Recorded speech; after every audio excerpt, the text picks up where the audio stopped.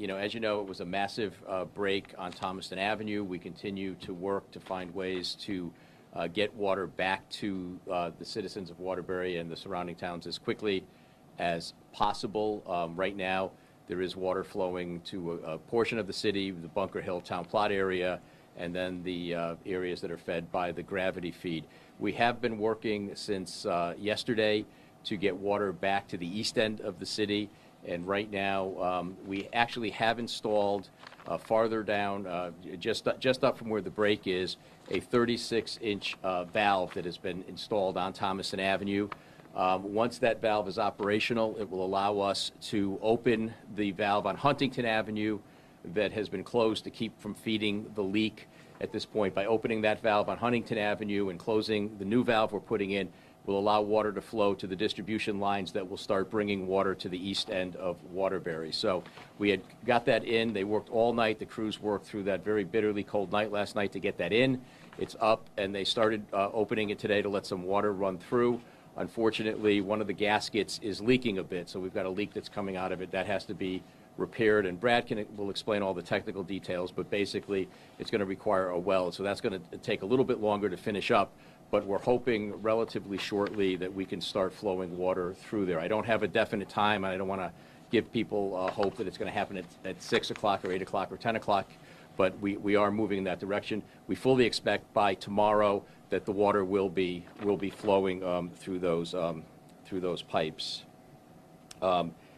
Once all of that is taken care of, and there is also a plan tomorrow to upgrade the bypass that's currently feeding the gravity-fed pipe, which is currently a 12-inch bypass, to upgrade that to an 18-inch bypass, which should increase the pressure on that line and bring everybody up to where they need to be. That would also make it possible for St. Mary's Hospital to get water fully off of the line. So that's going to continue as well. In the meantime, once all of that is done, we will begin concentrating on repairing the break that occurred on the 36-inch line on Friday evening. But right now, we've just let that be while we're trying to get water restored to all of the city at this point. So now I have to remind everyone that until we get the water fully flowing and we can get the water tested, anyone who has lost water or had a pressure drop below 25% is still on a boil water warning, so that they should not be drinking that water. As the water comes back on, it's been several days without water running through those pipes. As the water comes back on, it is going to be discolored. It's going to have a lot of sediment in it as it starts flowing through the pipes. So you're going to need to let that run until it clears out. We would also ask people at this point to open turn on your bathtub faucets and open them up. We've got to get air out of the line. Those lines are all full of air. You've got to get the air out of the line to make them work. So please open the bathtubs until you hear the air stop gurgling through and it's coming out with all water at that point. I suggest the bathtubs because the faucets, the showers, will have filters in them and screens in them, aerators. Those will potentially clog up if you let the water run through those for any length of time. So the best thing to do is open your bathtub until it all gets going. The more people who can do that, the quicker the line will fill with water and become stabilized. So you'll help us get this up quicker. The boil water advisory, as I said, will continue until the water's flowing. As you recall from over the summer, we have to send that out to be tested. It takes 24 hours to get the results back, so we won't know. We're probably not going to, if we can get the water flowing this evening, we're probably not going to test right away because we'll get those indeterminate results that will show up if the water's heavily full of sediment. So we're going to let the water clear up a bit before we test it. It'll take 24 hours to get the results back. We're hopeful and fairly confident that they will come back as good results. If not, it'll be another 24 hours before we can lift the boil water notice. To that end, we will continue supplying water tomorrow through the city so people can come and pick it up because the water will not be potable as of tomorrow. As you know, we've been distributing water since yesterday. At 12:30 today, we had to temporarily close down the 2 distribution sites because the demand for water today surpassed what happened yesterday. For instance, yesterday, we distributed 32,877 gallons all day during the distribution. The first 2 hours this morning, we distributed 43,699 gallons. We have 10 trucks that are supposed to be arriving here very shortly, and we expect to begin resuming water distribution at 3 o'clock today. Once those trucks get to the Public Works, they get loaded onto our trucks and get delivered out to the sites. Those sites will be open until 7 o'clock tonight for people to come back and get water. Anyone who can't get out to the sites, the elderly, the disabled, people who may not have access to automobiles, can call the Emergency Operations Center at 311, or they can call 203-597-3444 for assistance, and we can get water delivered out to them. We're delivering it, and I know a number of the aldermen have also been delivering water out into their districts. Because the water, when it first comes on, if we get it flowing even tonight, is going to be, full of sediment and full of some issues, we're going to close schools tomorrow again. So schools in Waterbury will not be open tomorrow. We need to make sure that that water gets flushed out of the schools. In addition, a number of our older schools run on steam heat. Steam heat requires an infusion of water to keep going, and so we have to make sure those furnaces are working, that the water is getting back into them, and that they can produce steam. So we're going to close tomorrow. At this point, both Waterbury Hospital and St. Mary's Hospital remain fully operational. Waterbury is living off of the water that's being sent up to the Bunker Hill area, and we continue to support St. Mary's Hospital with tankers and with our pumper trucks. And we're hoping that once we get the larger bypass on, then St. Mary's will be able to come off of the lines that we're feeding water with at this point. So I do want to thank all of our residents for their continued patience and cooperation. I know that this is not an easy thing. The good news is even though the water is not going to be potable, once the water starts flowing, the sanitation issue will change. You can flush toilets with all of this, so that'll help a great deal, I think, and make life a little bit easier. I also want to, continue to thank our state partners, the volunteers, our city crews, and the construction crews from Dayton who worked all night through that bitter cold to get the valve in so that we could try to start flowing water. It was not a pleasant experience. The Red Cross, the Connecticut National Guard as well, for all the efforts that they've given. Team Rubicon, a bunch of veterans who come and volunteer for things like this, who've been helping us distribute the water as well. Anyone who wants to get more current updates can always visit the website at waterburyct.org or call 311 if you have any questions or need for any assistance at this point. And we'll continue to give you updates as these things occur, especially once we get the water flowing, and I think we should be able to get that done shortly as things are going.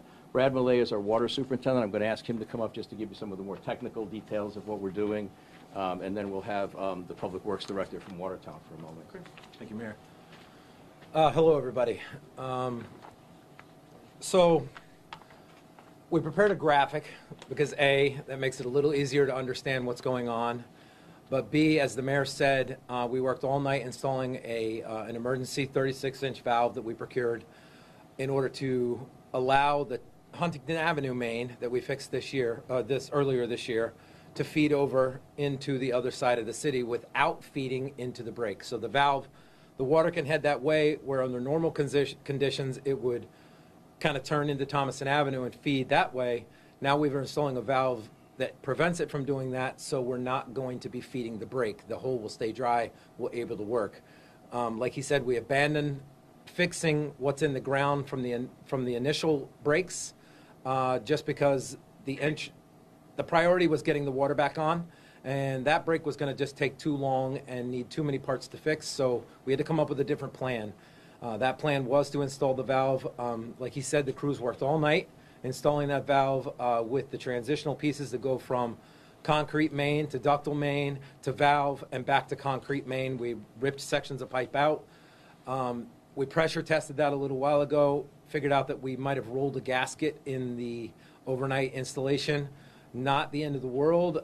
Now we just need to weld it instead of having a gasket. It's metal on metal, so we were able to get a welder out who's going to throw down a watertight bead all the way around the whole 40-inch OD of the pipe.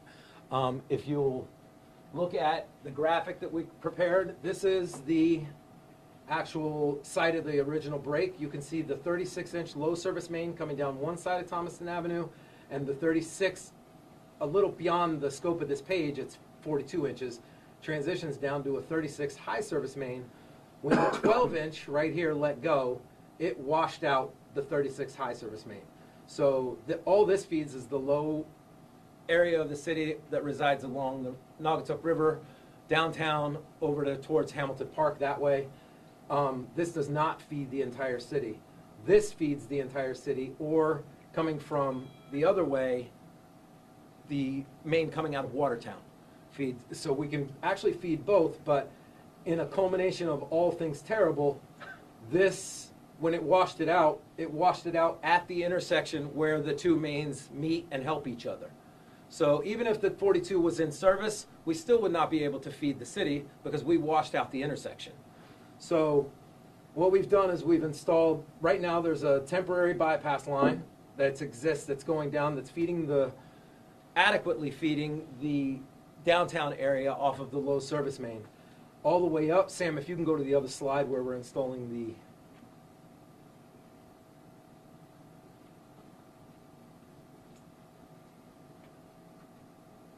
okay, further down Thomason Avenue, this is through the Chase Avenue intersection. We have reached a point down here where we are installing where we installed last night, we installed the 36-inch valve. So as the water comes down Huntington Avenue and comes over, it would normally turn left off of Jarrett Avenue, which is the road right here. It would normally turn left and it would feed back towards Thomason Avenue. That gate's going to stop that, and it can continue on to feed the rest of the city. Our hopes is that once this is welded, we'll be able to pressure test it and we'll move forward from there. But that is the plan right now. Once the city is fully back on water, the plan is to, we can't, like the mayor said, we can't collect samples for the bacteriological tests that need to go to the laboratory until the water is running clear enough that we can get an accurate chlorine residual out of the water. So when the water is cloudy, you can't get a good chlorine residual from it. So that's why we would get indeterminate samples back last time, because they couldn't determine the chlorine. So in preparation for that, I've asked the treatment plant to A, increase the chlorine residual that we're putting in the water, which will help, and B, we're going to flush this time before we take samples. So we anticipate that we'll take samples probably tomorrow at some point. But if we can't, it's important to understand it's because that we need the water to run clear before we can take the samples. It does us no good to collect dirty samples, wait 24 hours, realize they were indeterminate, and be back at square one on Thursday. It's better just to wait and collect the samples while they're clear and go from there. So once the water runs clear, and it's also important to understand that these pipes have been without water for 4 days now. Or going on our 4th day now.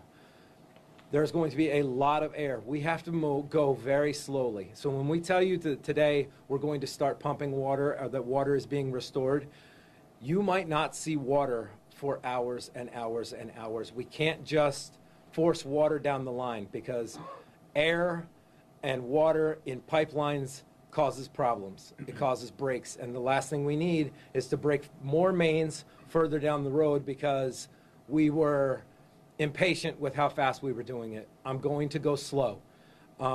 Like the mayor said, opening your tub will help alleviate the air out of your internal plumbing. Your internal plumbing has air in it at this point. If we pump up to your meter in your home, and all your faucets are closed in your home, that water is going to meet air, and it's not going to go any further until you begin to open faucets in your house and relieve those lines of the air pressure. So we ask that you open your tub. When the air stops coming out and you're just getting water out of your tub, we ask you to close it. If everyone in the city has their tub open for the next 24 hours, just letting the water run and run and run, we're not going to be able to catch up, because we're not putting all the water back in the system. We're going to fill it slowly. So if everybody has their tub open, that's just going to prolong the amount of time that it takes for us to actually get water to our tanks, which will start being able to feed the people. Once the system is fully charged and once the system is fully ready to go, you can flush as much as you want. And you will need to flush. Your water is going to be discolored. Make no bones about it. Everyone in the city who is not currently on an active tank is going to have discolored water. And the only way to get rid of that is to run the faucets in your house. I suggest you remove your aerator from your kitchen sink, run your tub, your kitchen sink, and just run them until they're clear. Run them until they're clear enough for you to deal with. You can't drink the water anyhow. You are under boil alert, so there's no sense in running it until it looks amazing for you, because you're not drinking it anyhow. I hope you're not drinking it anyhow. That being said, that's where we stand right now, and that's pretty much the end of my update for the city. Thank you, Brad. And I'd also like to bring up the Director of Public Works from Watertown, Lenny Ludowski. Jerry Lukowski. Jerry Lukowski, I'm sorry. It's been a long weekend. Not a problem, Mayor. Jerry Lukowski, Director of Public Works for Watertown. So during the treatment plant was shut off. During that time, we isolated our 2 tanks from the system. During the entire event, we were never below 25 PSI. So there's not a boiler alert for Watertown. So I'm speaking specifically for Watertown and the residents that are on the Water and Service Authority for the town.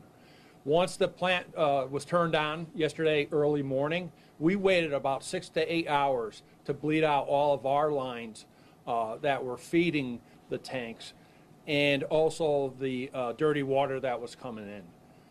We turned them on mid-morning yesterday, and they were filled at 3 a.m. this morning. They were topped off. We have 2 tanks that hold 2.2 million gallons. We use about 800,000 gallons a day. That's where it gives us about 2 days of reserve. I would like to thank Waterbury for helping turning the plant back on for us to top off our tanks. Thank you. With that, does anyone have any questions? Yes. I think just to kind of get it started, can you tell us approximately how many people in the city right now do not have water, and more geographically, I know you mentioned the east side of the city, just even like a round rough number? Is it about 40% that's? About 40% of the city has water right now, so 60% without. Okay. Oh, you got to come up and talk. Okay, to my sorry. phone. About 40% of the city has water right now, 60% without. So those that live on the west side, Bunker Hill, Town Plot, those areas, they all have pumped, treated water, still under boil alert. The low service that's feeding off of the bypass line coming down Thomason Avenue, they also have water, still under boil alert, and the whole rest of the city does not.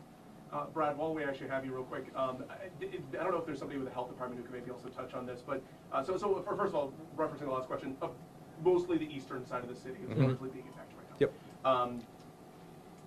There's obviously, if you drive around Waterbury, there's a lot of randomness, it feels like, with the amount of restaurants that are not open right now.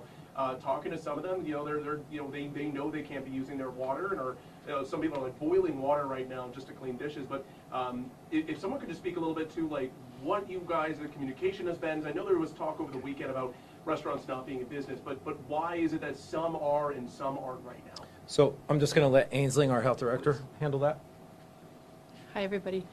Per the FDA food code, which all food service establishments should be following to operate safely, they cannot operate under a boil water alert. End of story. So what does that mean for those who are currently operating? So those that are currently operating are not following the guidance of the health department. On Saturday morning, we visited the majority of the food service establishments that didn't close voluntarily and informed them of the status of the water, the condition that we're operating under, and the need for them to cease operations. Are there consequences for restaurants who are still operating right now? We will be issuing violation orders for anybody who's continuing to operate. What does that look like? It's a order notice of violation. Okay. Does that usually come with fines? I'm just curious, like, kind of what that actually looks like. It goes through a standardized process. Yes. Okay. All right. Thank you for that. So just to confirm, the entire city of Waterbury right now is currently under a boil water order? There was an interruption in service. Any interruption in service means that there's a potential compromise in the quality of the water. Under the FDA food code, which is a national food code, no food service operations can continue in those conditions unless they have an alternate water source that is not sourced from the public water supply. So just to be very clear with the specific, because I spoke with a restaurant this morning that right now is open. They are using city water. They are taking dirty water that they are getting and they are boiling it to clean their dishes at their restaurant. They are breaking that guidance right now. I will follow up with you afterwards to get the Okay. name of that I appreciate institution.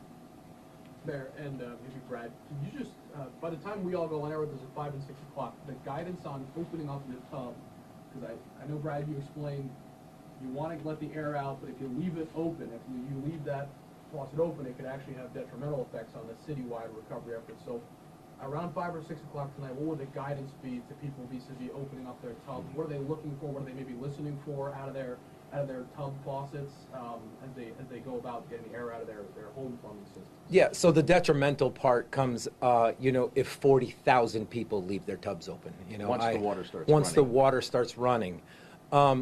There'll be no mistake of what's happening in your bathroom when the air begins to come through those lines.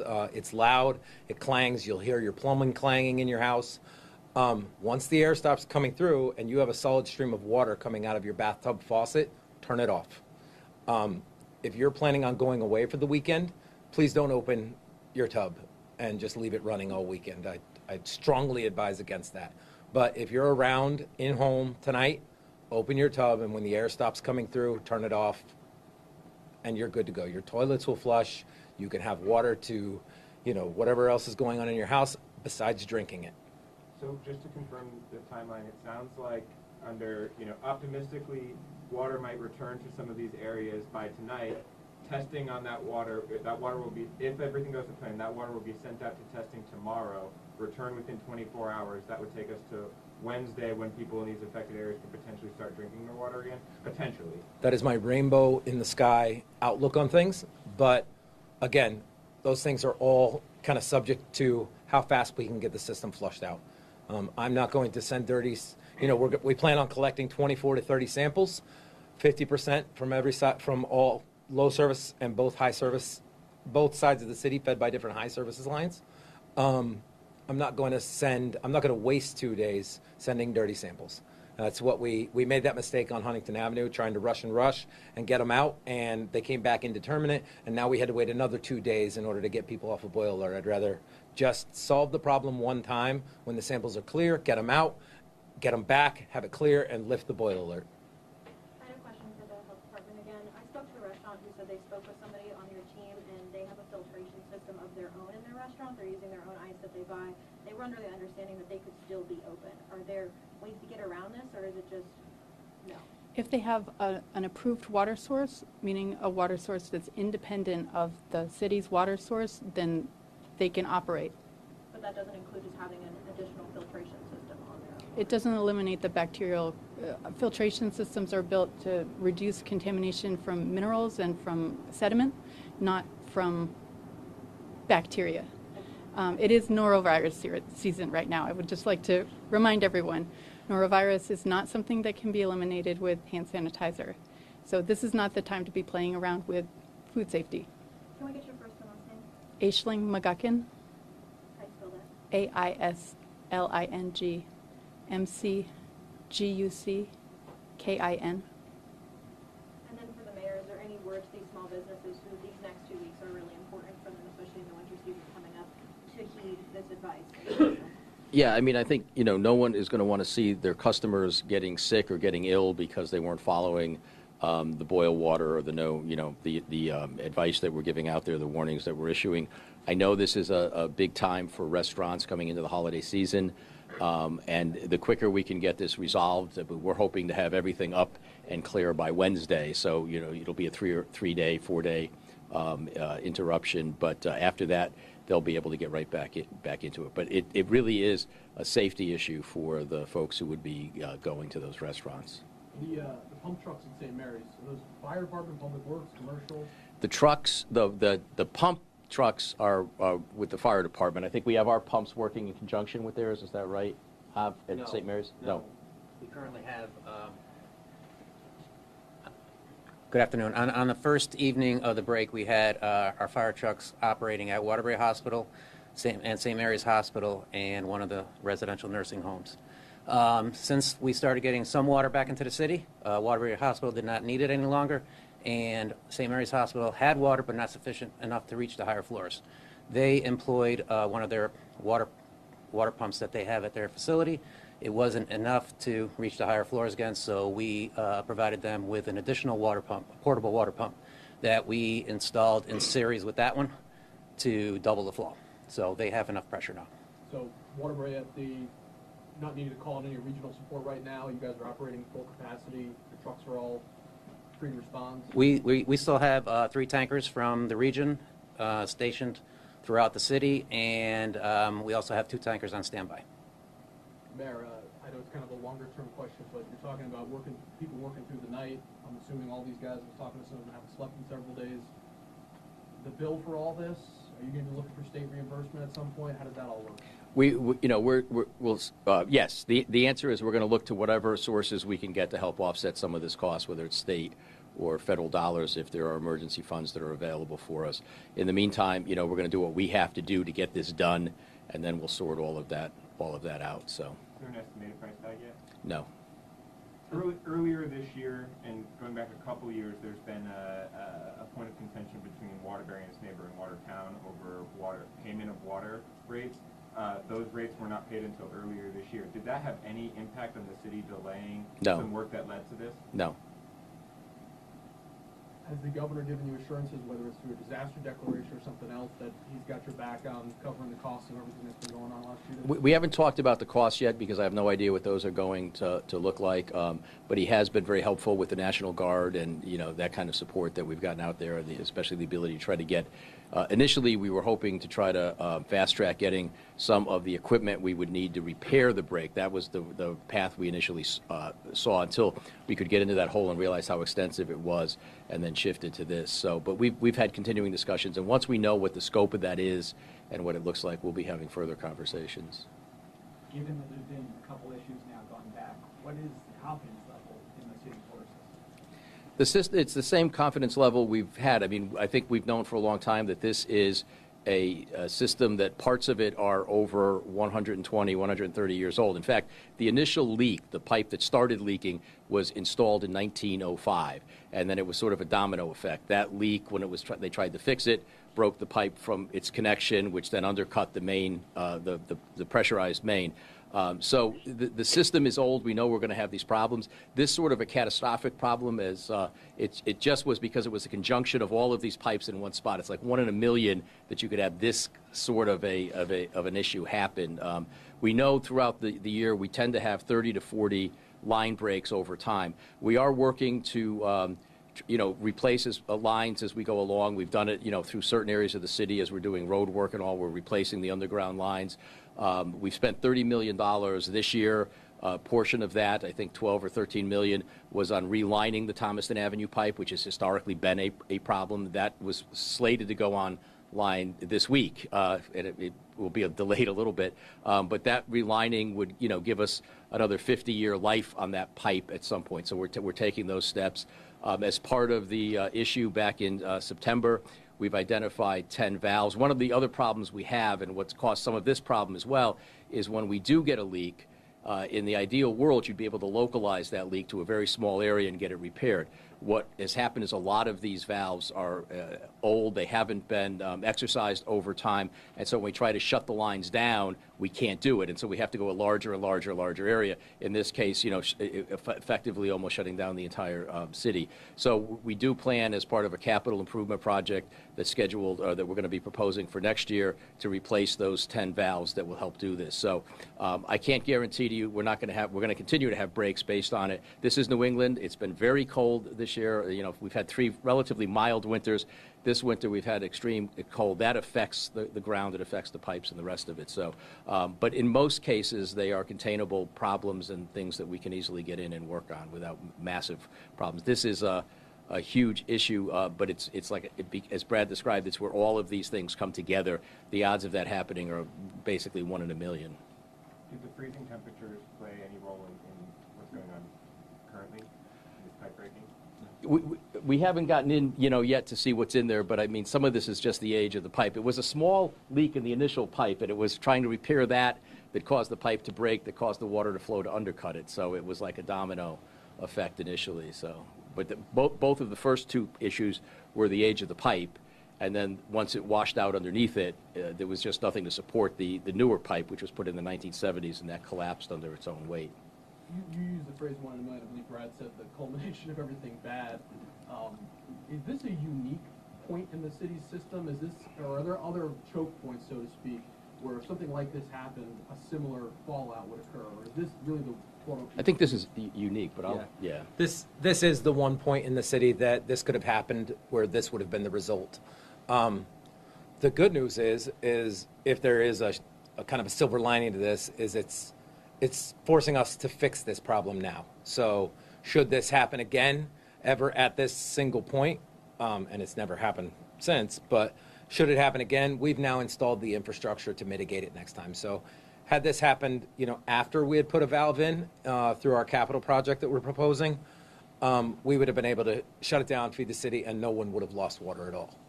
But because the valve wasn't there, here we are. So this is unique. This is the one point in the city that would kill the city. And just to clarify, the valve was installed on Huntington? The valve was installed on Thomaston.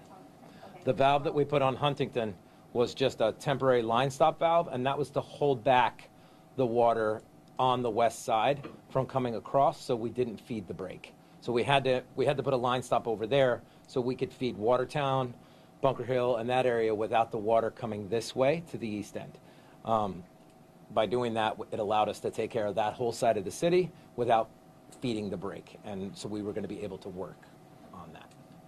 What was the peak number of customers without water, and when was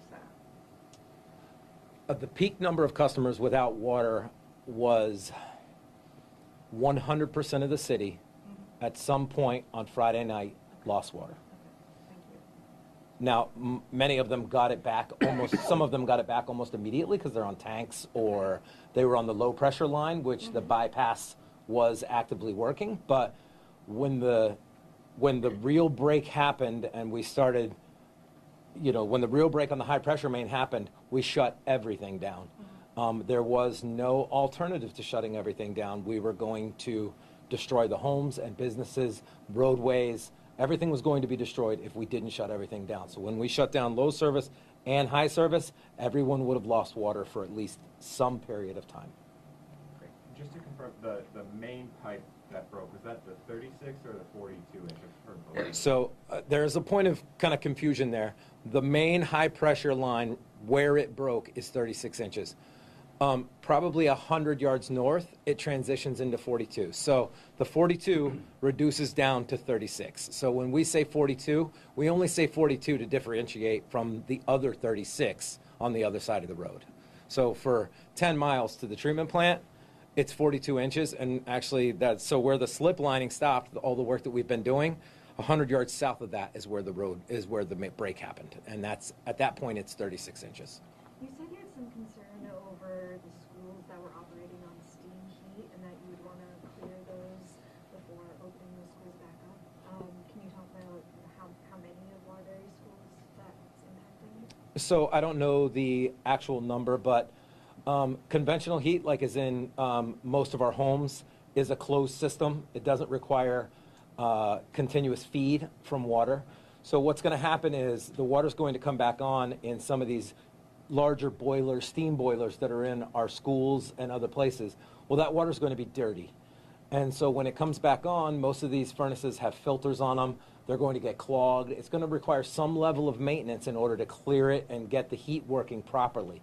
So by having school and then the boiler clogs or something goes wrong, now you have a problem in the middle of the day with a school full of children. So it's better to mitigate the problems tomorrow that you may run into with pumping dirty water into these schools and get rid of that while children aren't there. Is that also a concern for homeowners or renters or people who own buildings in the city as well? It's only a concern if you are still running on a live fed steam boiler, which is not a lot of places. And if you have a boiler from this century, there's a good chance that it's a closed system. It's not requiring makeup water in order to operate. So if your boiler is older, folks should perhaps take a look at it, call their plumber.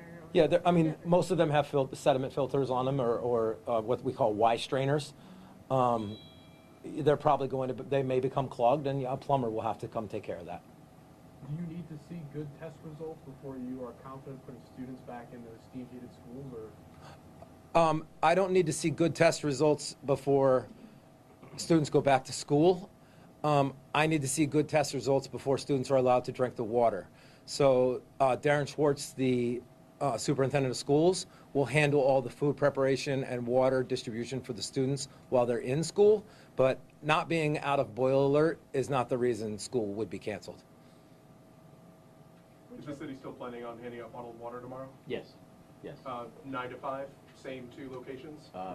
Yes, because we weren't sure about the Crosby location if school opened tomorrow. Since school is closed, we'll most likely use both of those. If that changes, we'll let you know. But And same time frame? it would be 9 to 5, right? Yep.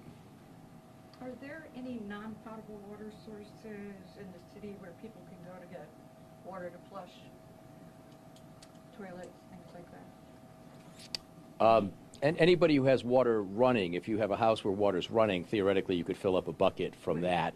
Right. Any of the buildings that are working. The trouble is most places, there's not a lot of places to fill up big buckets. If this were not winter, you'd be able to do it with outside faucets. We might be able to do it with hydrants in certain places. But given the cold temperatures we have right now, we would just create a freezing problem if we did that. And we're hoping within, a very short order at this point to get the water back so at least people can flush toilets. Okay.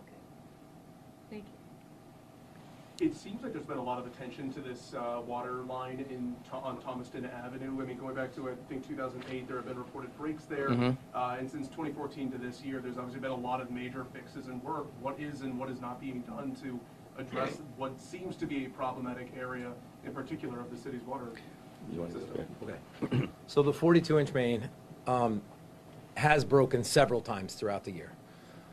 That comes from the treatment plant down Thomaston Avenue. It's under 200 pounds of pressure. That's the reason that the administration made the decision to take it out of service and slip line it.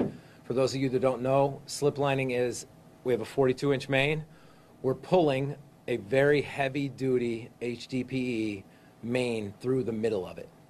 What that does is it basically eliminates the old pipe, and you have a new pipe in the middle. The important part of that was that it was a way to completely rehab without ripping up all the old main and installing new main all the way down the road.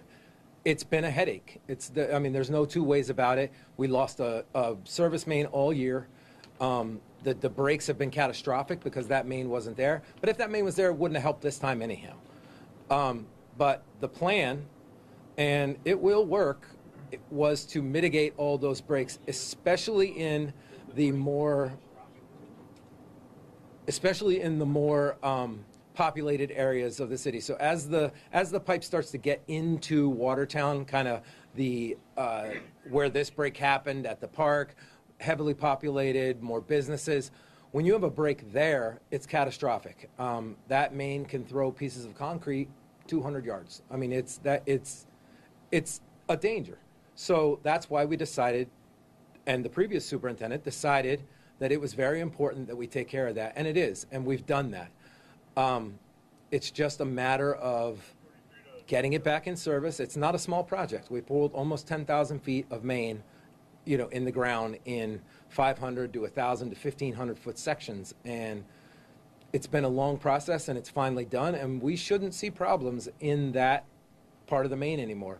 Not to say that the 42 won't break further up near Thomaston or under the dam or at the treatment plant, but it's not going to break downtown. It shouldn't break downtown and cause the massive destruction that it causes when it does. So, yes, it's been a problem. Yes, we've taken the necessary steps to mitigate that problem and move forward with how we're taking care of, maintaining, and planning for emergencies in the city. Anything else? Mayor, I guess let's just finish up here, unless anyone says anything else. Just what do you say to the people right now who obviously are on day 3 of, not having clean, drinkable water out of their sinks? It's a frustrating situation. I understand fully the frustrations, and I share those. And I would just ask them to be patient. We've been working to find a solution to this as quickly as we could. And we have one at this point that I fully believe is going to work. and I think within the next few hours, you're going to see it's there. But there are just things that, occur. It's natural disasters in some way. The system is old. It's been here for a long time. We are taking steps now, as I said, $30 million in the last year to do upgrades to various parts of it, but you can't replace the whole thing at once. Even if we had all the money in the world, you could not simply shut down the entire system and replace it. So we're doing it in a stage basis. And again, once this is resolved, this is one of those situations. Shouldn't happen again where you have the entire system affected the way this was. Now that this piece is going to be repaired and we have that new valve, the shutoff valve that we've put in. So we'll be back. We may have issues, but not at this magnitude again going forward. All right. Thank you all.